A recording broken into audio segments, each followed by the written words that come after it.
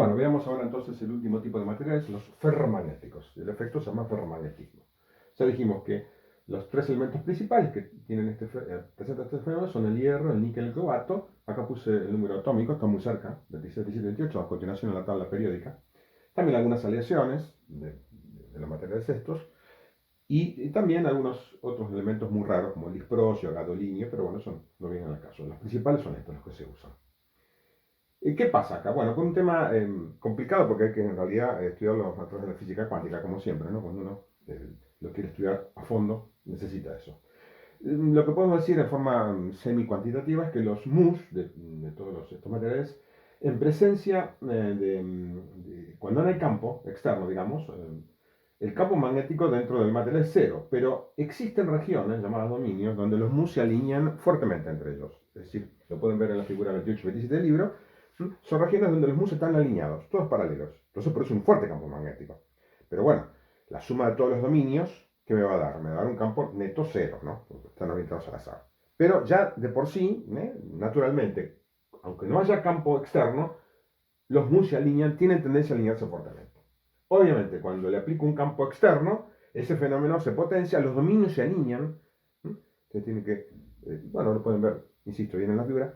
Los dominios se alinean, a su vez, entre ellos, y entonces producen un gran campo magnético dentro del material. ¿Sí? Es un fenómeno muy, muy interesante, debido a esa propiedad que tienen. Fíjense que son muy pocos elementos los que producen esto.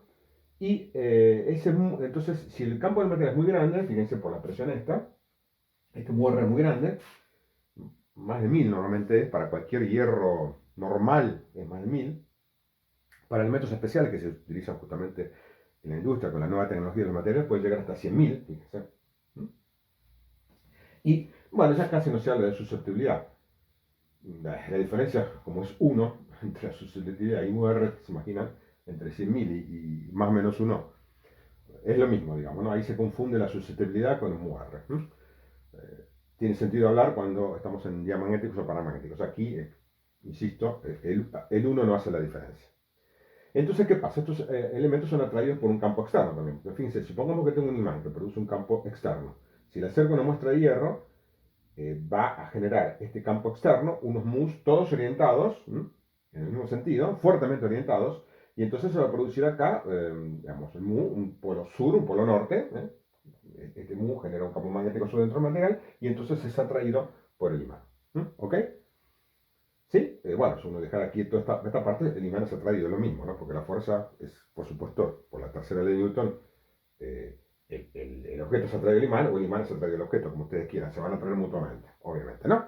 Pero normalmente como el imán es más pesado, uno lo tiene en la mano, el efecto es que uno ve que esto es atraído, ¿sí?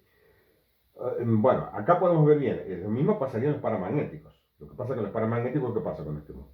Es tan pequeño que ni siquiera puedo levantarlo. ¿Se acuerdan, por ejemplo, el aluminio, que era paramagnético? No puedo levantar una lata de aluminio con el imán porque la fuerza que tiene de atracción es mucho menor su peso, o si está en una mesa, mucho menor la fuerza de atracción al rozamiento que tiene. Por lo tanto, para ver el efecto de atracción en el paramagnético es efecto sensible.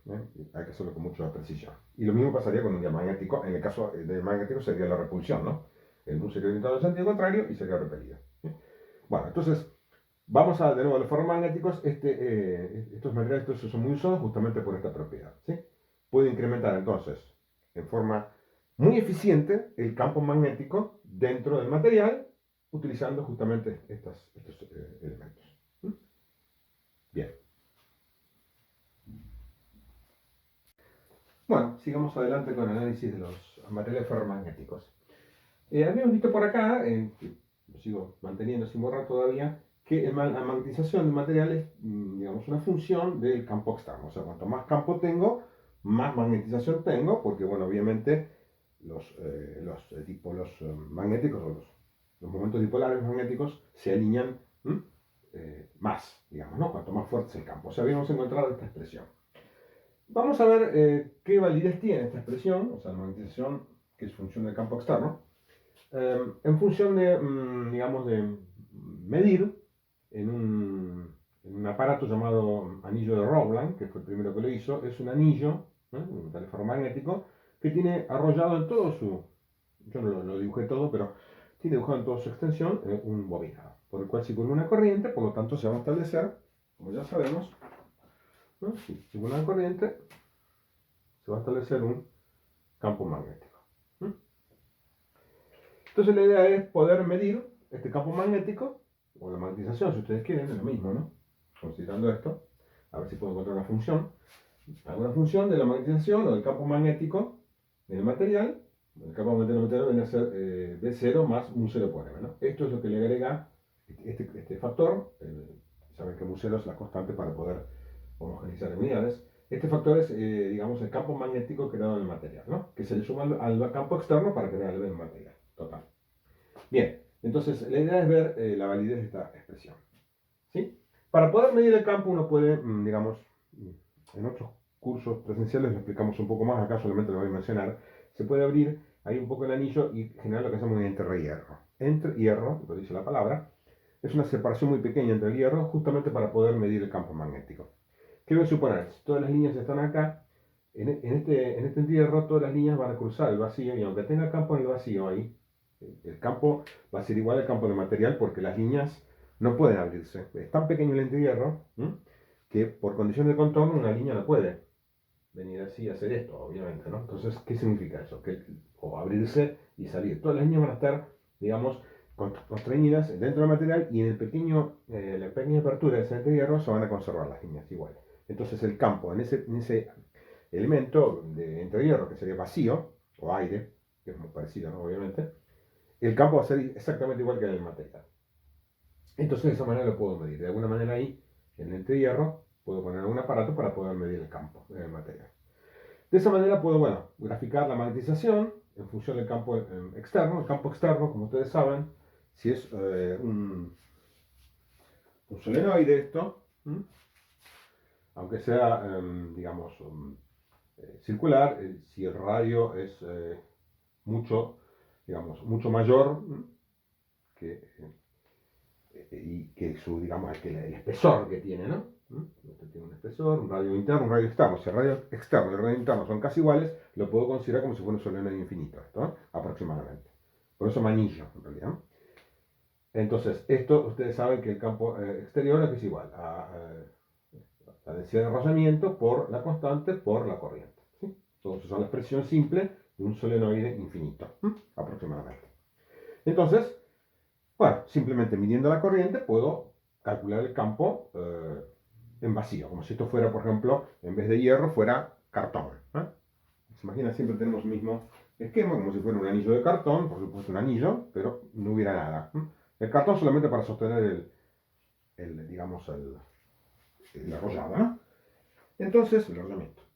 Entonces, de esa manera podemos entonces, acá, midiendo la corriente, puedo obtener una medida del campo en el vacío. Luego, mido de alguna manera, ya hemos visto cómo se mide un campo magnético, ¿se acuerdan? Hace bastante tiempo, por ejemplo, un alambre que pasa corriente, la fuerza que aparece sobre ese alambre es proporcional al campo magnético externo, en una balanza que se llama balanza magnética. Así que es una forma de medirlo. En una palabra, bueno, puedo hacer la curva campo del material versus campo externo. ¿Y qué veo?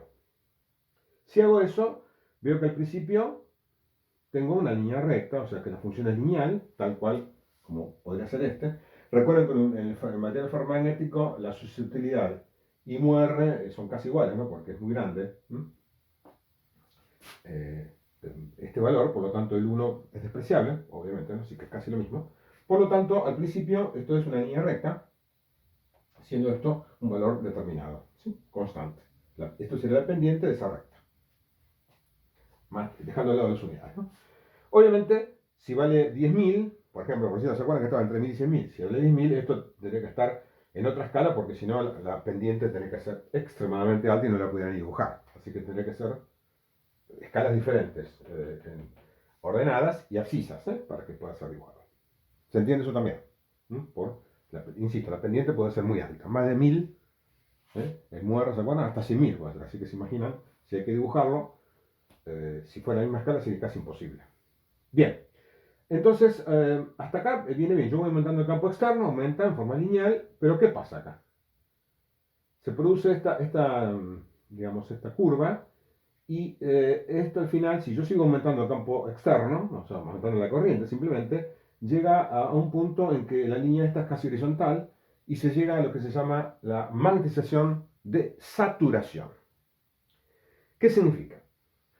Esto se explica así. Al principio no están todos los dominios orientados. Yo cuanto más aplico, más fuerza del campo, más se orientan los dominios, pero llega un momento en que pasa, que se orientaron todos. Cuando se orientan todos, por más grande que sea el campo externo, ya no voy a poder orientar más porque no hay más que orientar. Eso es justamente la saturación.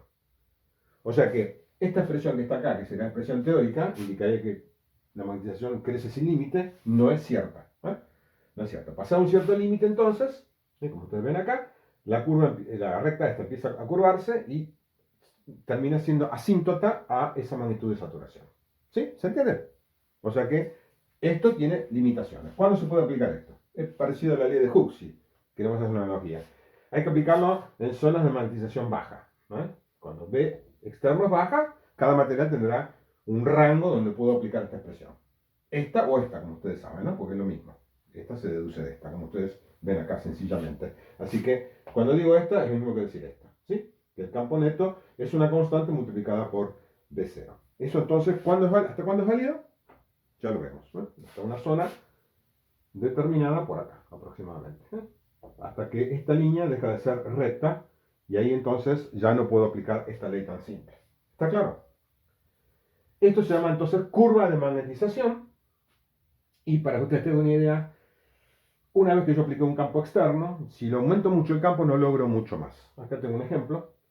Para un cierto anillo de Rowland determinado, si el campo externo es 0.13 Tesla, tengo aproximadamente un 96,5% del valor de saturación. Estoy muy cerca de ahí. Y si aplico un campo de un Tesla, o sea, lo aumento 10 veces más casi, el campo, ¿qué logro? Bueno, no mucho más, apenas un 1% más, como ustedes ven. Eso implica que ya el material está saturado. Por más que aumente el campo externo, fíjense entonces, aumento 10 veces el campo externo casi y apenas aumento un 1,2% más la saturación. Por lo tanto, cuesta mucho llegar al 100%. Ya pasé un cierto límite, ya no se orientan más los dipolos. ¿Se entiende entonces el tema? Esta es entonces una curva típica de magnetización de un material ferromagnético.